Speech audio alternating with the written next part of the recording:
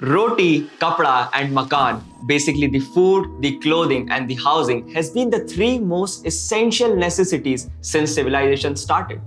Well, I just wonder if you, as an investor, are invested in all these necessities, then returns to you might be mind boggling.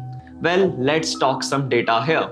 As I can see here, the Nifty FMCG index has given a fabulous CAGR of 14% in the last 10 years. If you talk about the textile sector, although there is no formal index for the textile industry, the returns of the top 25 textile and apparel companies in India is a mind-boggling 23%. But what's the matter with the makans in India? Basically, the household sector. As I can see, the Nifty Real Estate Index has given a return of just 5%. Yes, just 5%. And another shocking data is that since the inception of the Nifty Realty Index, the annualized returns have been negative 6.11%. Yes, the real estate index has actually destroyed investors' wealth since a long period of time. However, the picture is changing now. Just to give you an idea, the Nifty Realty Index has been doubled since 1 year, and various news houses, brokerages now continuously feel that this is the right time to invest in the real estate sector. So that's why in this video, we'll try to cover in the first half why this is the right time to invest in the real estate sector, while in the second part of the video, we'll talk about how stock market gave you various options to get exposure to real estate sector.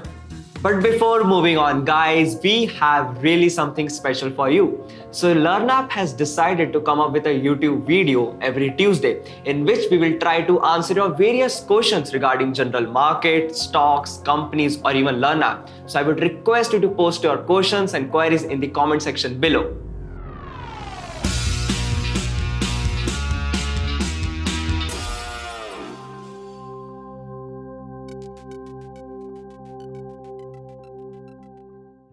Well, real estate sector is a cyclical industry. However, the good thing about cyclical industry is that if you are able to catch the trend, then you are gonna make insane money.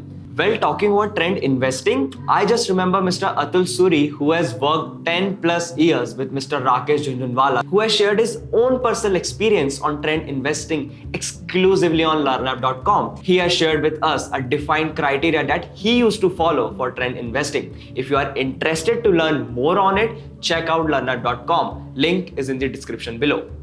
So now coming on to our main video. Why this is the right time to invest in the real estate sector? Well, I will give you 3 reasons for that.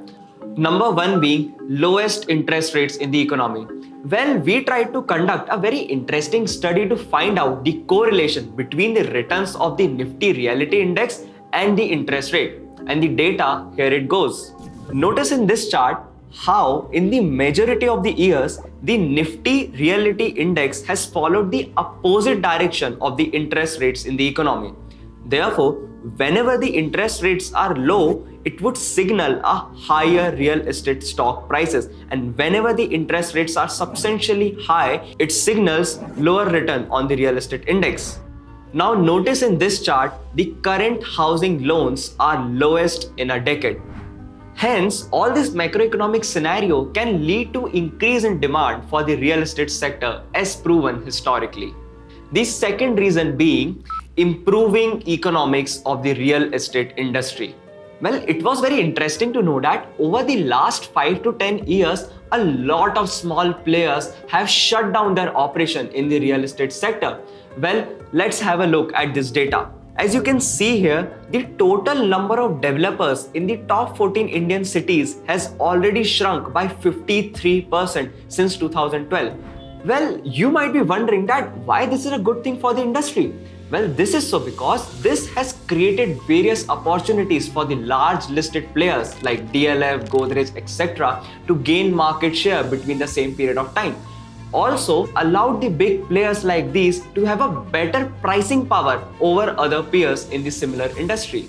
Also, when we talk about the economics point, it's always important to look at the balance sheet level of the real estate sector.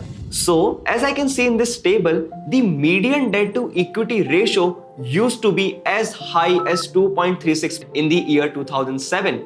However, since 2007, The debt to equity ratio of the top real estate companies is continuously falling.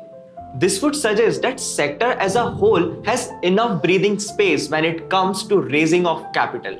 And the third point being huge demand set to trigger higher real estate prices. As I can see in this table, post the first COVID lockdown, the prices of the real estate has decreased on an average by 2% in the top 8 cities of India. However, as the prices have reduced, the demand is now higher than even the pre-COVID time. Hence, the demand momentum is picking up with few listed players in the industry. That's why the industry as a whole is in a better position to charge higher margins from the customers. So these were the reasons because of which we think that this can be a right time to enter the real estate market. Well, how can you do so using stock market? Well, stock market gives you two unique ways to invest in the real estate sector. One is by directly investing in a real estate stock. My second unique way is through owning REITs. So in the first part of the video, we'll analyze a fundamentally sound stock, while in the second part of the video, we'll choose that why REITs can be an emerging option to invest in the real estate sector of India. So the company we have chosen is Godrej Properties. Now we have chosen this company because of various reasons. Reason number one being that Godrej is a well-known name in the Indian corporate history. Just to give you a perspective, the group was established way back in 1897. Now, why a good brand name is important? It is so because, especially in India, the real estate sector has been a place for various illegal transactions and black money transactions. And that is why a good corporate management usually ensures a good corporate governance practices. And that's why it has the highest chance to protect shareholders' wealth. Another advantage of having a good reputation is that the company is able to raise the money at the lowest cost of interest when compared to its peers. Have a look at this chart. So this basically provides a competitive edge over the peers. Well, another reason for choosing Godrej Property is that Godrej Property solely focuses on the residential development projects in India. And as per the latest fiscal year 21 data, the Godrej Property is the largest residential developer in India. Well, why is this very important? This is so because the residential real estate sector is highly underpenetrated in India. As you can see in this chart, India has the highest shortage in home ownership. See something like Thailand or Singapore, where there is almost no shortage of homes in urban areas. Now, another reason for choosing Godrej Property is that various other listed companies in the similar industry are basically concentrated in a particular state. If you talk about Oberoi Realty, they are basically located in the Mumbai metropolitan region. Same is with the Lodha developers. If you talk about DLF, they are basically located in the NCR region. However, when it comes to Godrej Properties, they have a comparatively wider presence and is spread across 10 major cities in India. Now, this basically reduces the concentration risk. That is, if there is a policy change regarding real estate in a particular sector, this will not have an impact on the group level. So this was all about that why we chose Godrej Properties. Now let's analyze the company from the financial point of view. As I can see here that although the company was affected by COVID, the company was still able to beat the last year numbers in terms of EBITDA. Now this was mainly possible because of a better product mix and selling of premium homes. Also, if we look at the latest quarterly numbers, we found out that the company was able to exponentially increase its sales in the month of June. Now, because of these positive numbers, the management is quite confident that they will be able to post a better number when compared to previous fiscal year. Also, the company has quite a healthy EBITDA margin of 35%. Also, when we analyze the company from the liquidity point of view, so we can see here that the company has a debt to equity ratio of 0.03x, which is like very low in the industry. Thus, the liquid position of the company is very, very strong. Now, I want to share a very, very important information with you. Now, if you will analyze the company on Screener.in, then you will not be able to see all such figures on the screener. This is so because the company undertakes its operation under two ways. One basically under its own name and another through joint ventures. Now, due to some accounting policies, these joint ventures transactions are not included while calculating various parameters in Screener, and that's why I would request you to refer to investor presentation while analyzing the financials of the company. Now, did you notice how vigilant you need to be while analyzing the financial statements? Well, if you are interested more on how to analyze the financial statements from scratch, you can check out learnup.com. We have some great courses out there that will guide you on how to analyze balance sheet, cash flow statements, and profit and loss statements. The first lesson is absolutely free. So this was all about our stock analysis, but you need to take into consideration the fact that the real estate stocks are very volatile in nature, mainly because the land prices in India are volatile as well as the stock markets in India are volatile too. That's why if you as an investor are looking at the much safer option, then one of the best way can be investing through REITs, that is Real Estate Investment Trust. So REITs is basically a mutual fund of physical real estate properties, which means that REITs does not own real estate stocks, but they own physical real estate properties. So basically, investment in REITs is equivalent to owning a luxurious properties in posh areas of Gurgaon, Mumbai, Delhi, etc. and earn income in the form of rent. So we as an investor in REITs gets the rental income in the form of dividend, and as per the SEBI rule, REITs are required to distribute a minimum of 90% of their rental income as dividends. Also, apart from dividends, you are also entitled to a capital appreciation in the share value of the REITs if the land prices or the real estate prices in India is on an increasing trend. REITs is still a very new concept in India when it is compared to developed nations like US, and that's why currently we have only 3 listed REITs in India, basically Embassy REITs, Mindspace REIT and Brookfield REIT. So we will try to have a comprehensive comparison of all the 3 listed REITs in India.